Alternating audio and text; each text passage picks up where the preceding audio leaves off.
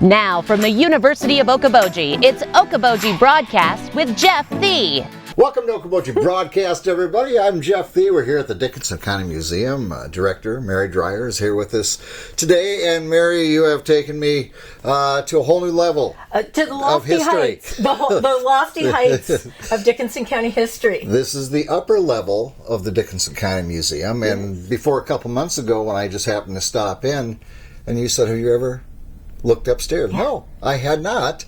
And here we are again. And this is a pretty significant part of when trains were a big part of traveling to or from Dickinson County. It was a huge part of the depot.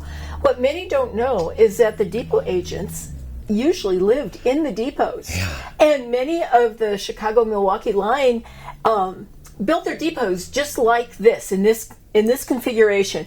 We have the waiting room downstairs, and we have the depot agent's office downstairs, and then we have a big added-on freight room downstairs. But up above here is a 4-room apartment.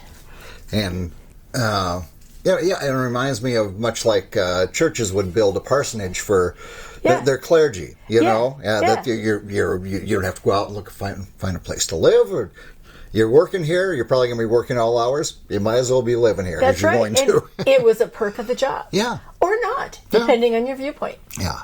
Let me read you just a little bit. Okay. One of the last depot agent to work here was DB Dyson. And he lived here for decades, was the depot agent for decades. And he had a family that included 4 children in this very space. So remember I said 2 bedrooms. This is the living room and a kitchen. Yep. 4 kids, 2 adults.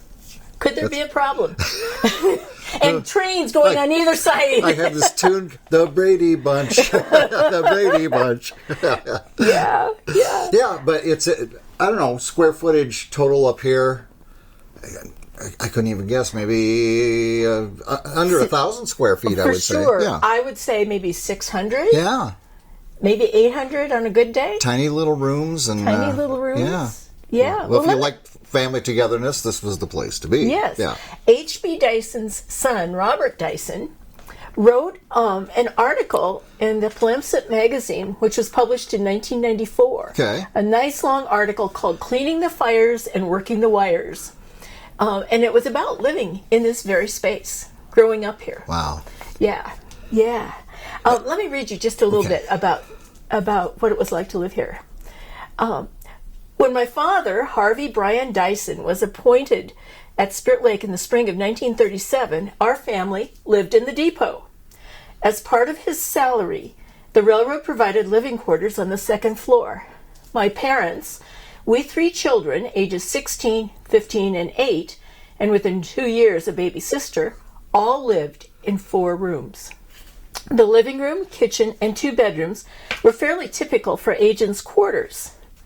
The apartment had no running water, and Dad paid out of his pocket to pipe in water and build a bathroom upstairs. He also got permission to partition off half of the big waiting room downstairs, and out of that we fashioned an extra bedroom and a room where my mother, Sylvia Dyson, could do the wash. Raising a family in a depot could be dangerous and noisy, but our situation wasn't as bad as some. Ours was a small terminal at the end of a line, so there were no high-speed trains going through in the middle of the night. Right. The biggest inconvenience was, can you guess what I'm going to say?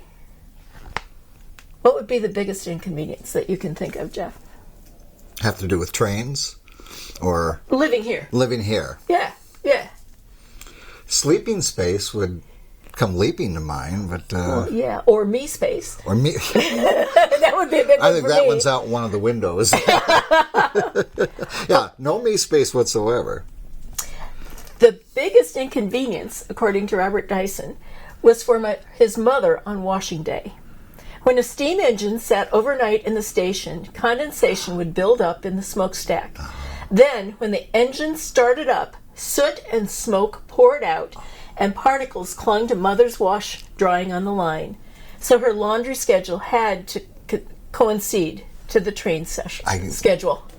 You know, that's not things we deal with today. And so it didn't even occur to me the soot and the steam from the train engines. I know. I know. But it's right there. It's right outdoors, yeah. Yeah. Yeah, and can you imagine having little kids and having trains not just on one side, but on both sides of your house? And people down below all the time? Yeah. No me time. No me time. There's just a lot of public time and a lot of family time. A lot of family time. Yeah. Very interesting. Yeah, yeah.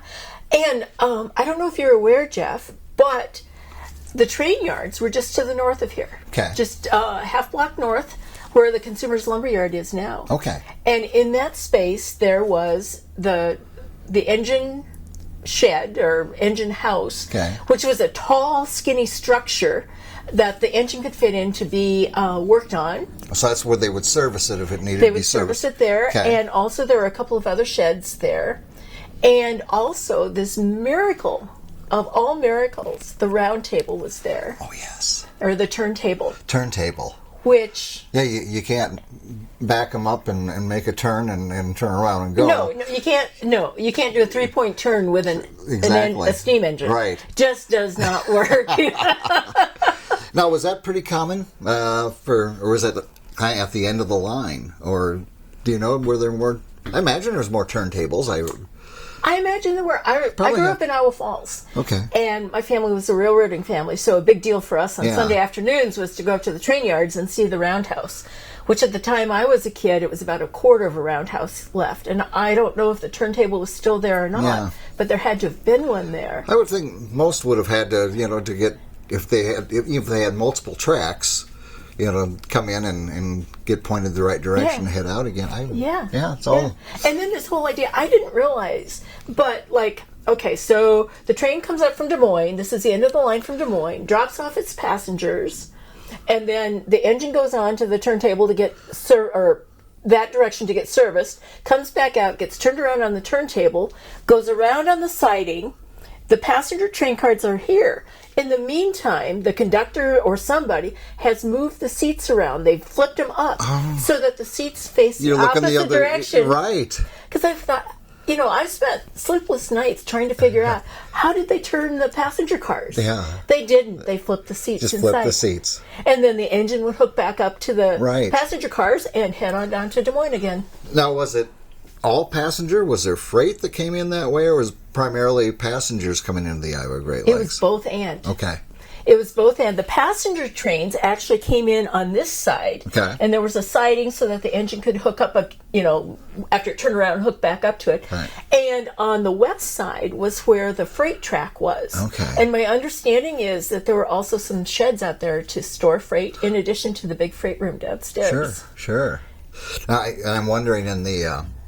where they worked on the engine and so forth, was it coal? No, it was steam engine, so it would have been working on did they have a mechanic, or was the depot guy kind of the mechanic? Or I wonder. I think they had a guy. Okay. I think they had a guy, and part of his... It's good to have a guy. Yeah. Well, or a gal. I know, whatever. So, somebody with a wrench. Yeah, who knows what they're doing is good when it comes to a steam engine. My understanding is that they sort of banked the coal. They took out excess coal. They called it clinkers, I think. Okay. Overnight, but they wanted to keep a bed of coal that was hot and glowing, so that they could start up the engine the next morning. Oh, okay. So it wouldn't be a cold engine. They could just yeah. Fascinating. Yeah, this whole train scenario just fascinates me, Jeff. Yeah.